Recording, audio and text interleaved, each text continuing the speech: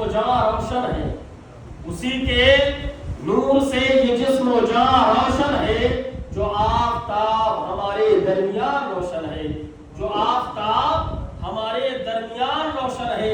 وہ ایک چراغ جو روشن ہوا تھا مکے میں، وہ ایک چراغ جو روشن ہوا تھا مکے میں، اسی چراغ سے سارا جہان روشن ہے، اسی چراغ سے سارا جہان روشن ہے، اسی چراغ سے سارا جہان روشن ہے۔ اور نبی کا لطف و کرم دیکھنے والوں، نبی کا لطف و کرم دیکھنے والوں، آج بھی بلالی اذان روشن ہے، آج بھی بلالی اذان روشن ہے۔ اور اتنا ہی نہیں، درود پاک کی فضیلت دیکھیں نیپال کے مسلمانوں، الحمدللہ درود پاک کی ایسی فضیلت ہے کہ درود پڑھتے ہیں جو اپنے مکانوں میں، درود پڑھتے ہیں جو اپنے مکانوں میں، بنا چراغ کے ان کا مکان روشن ہے، بنا چراغ کے ان کا مکان روشن ہے، اسی کے نور سے یہ جسم و جاں روشن ہے، جو آفتاب ہمارے درمیان روشن ہے، جو آفتاب ہمارے درمیان روشن ہے۔ آئیے ہم سب مل کر باوقار باعظمت عالی جا آقا نامدار نبی مختار صلی اللہ علیہ وسلم کی بارگاہ میں ہدیہ درود پاک پڑھیں۔ اللہم صلی علی سیدنا شفیعنا محمد صلاۃ و سلام علیہ یا رسول اللہ صلی اللہ تعالی علیہ وسلم۔ ان الدین عند اللہ الاسلام، بے شک اللہ کے نزدیک پسندیدہ دین، پسندیدہ مذہب، با مکرم، با محترم، با افضل، با اعلیٰ، جو سب سے لائک موسٹ ریلیجن آف مذہب اسلام، سب سے اچھا مذہب کون سا ہے؟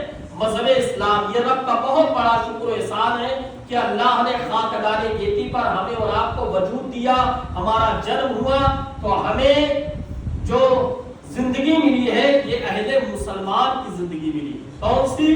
اہل مسلمان میں ہمارا شمار ہو رہا ہے۔ مسلمانوں، سب سے بڑا پسندیدہ دین کون سا ہے؟ مذہب اسلام ہے۔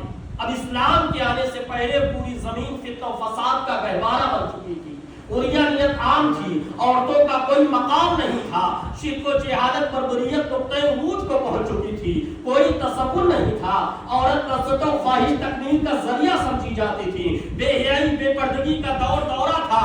مگر جب اسلام آیا تو ہر انسان کے دلوں کو ایک دوسرے سے ملاتا ہوا آیا، جب اسلام آیا تو برائیوں کو دور کرتا ہوا آیا، جب اسلام آیا تو اسلامی لباس برپا کرتا ہوا آیا، جب اسلام آیا اسلامی تہذیب برپا کرتا ہوا آیا، جب اسلام آیا اسلامی بھائی چارگی اور اسلامی اخلاق آداب برپا کرتا ہوا آیا، جب اسلام آیا تو برائیوں کے پراشے اڑاتا ہوا آیا، اور اس قدر حیرت و ناکامیابیوں کو اپنے دامن میں لے کر آیا کہ دنیا تماشائی بنی دیکھ رہی تھی، اور دیکھتے ہی دیکھتے اسلام ساری دنیا پر چھا گیا۔ اب جدھر نظر دوڑائے اسلامی کلچرز کا ماحول ہے، دنیا کے چپے چپے میں ہر طرف اسلامی تہذیب کا بول بالا ہونے لگا۔